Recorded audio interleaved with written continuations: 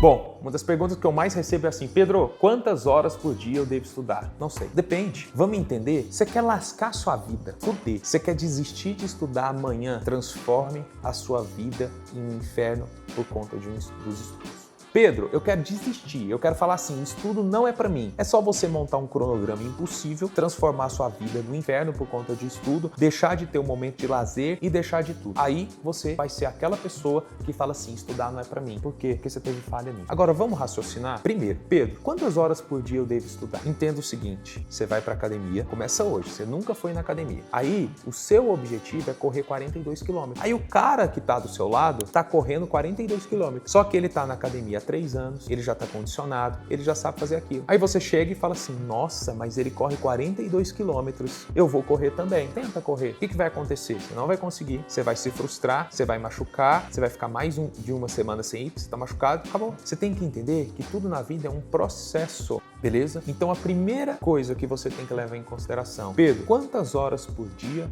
eu devo estudar? Uma coisa que eu sempre falo, o mínimo, se você tem o dia inteiro, seriam 2 horas por dia. Todos os meus alunos eu falo, sua rotina pode ser o mais caótica possível. O número mínimo seriam 2 horas por dia. Beleza, começa com 2 horas por dia. Depois você vai aumentando. À medida que você vai pegando habilidade, vai evoluindo, você vai aumentando isso, vai ficando mais tranquilo. Agora, Pedro, eu tenho todo o tempo do mundo disponível. Tranquilo, vai devagar. Na mentoria, a gente usa muito uma técnica que se chama técnica de iniciação progressiva. Eu não começo com o aluno com tudo, porque senão ele desiste. Às vezes o aluno está naquele momento de alvoroço e tudo, fala, Pedro, mas eu vou estudar só isso. Falo, calma, vai devagar. Hoje a gente vai colocar isso. Melhorou? Tá bom, acho que você consegue. Aumenta mais um pouquinho. Semana que vem aumenta mais, na outra aumenta mais. Você vai priorizando o aluno, rotinizando ele, tranquilo? Então, Pedro, mínimo que você acha, 2 horas por dia. Eu não gosto de fazer o cálculo em dia, não. Por quê? Porque tem aluno que às vezes faz 24 horas de plantão, aluno às vezes faz 36, não dá para ele colocar por dia. Mas eu falo que o mínimo, tô falando hora líquida, tá? O mínimo seriam pelo menos 14 horas líquidas por semana. Mínimo, básico assim. Depois você vai evoluindo. Agora, quantas horas por dia eu devo estudar?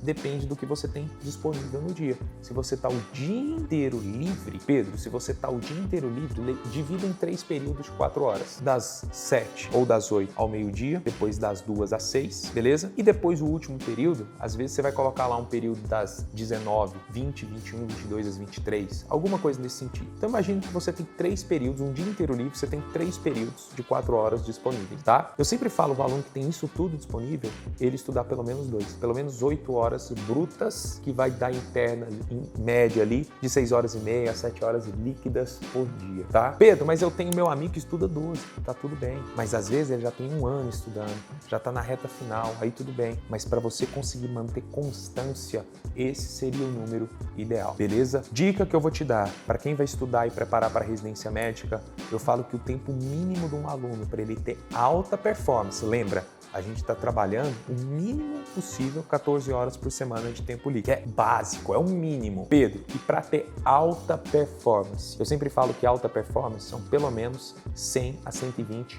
horas líquidas mês. Vamos colocar em 4 semanas, dividir isso mais ou menos em 4 semanas, nós estamos falando aí de 25 horas líquidas de estudo por semana.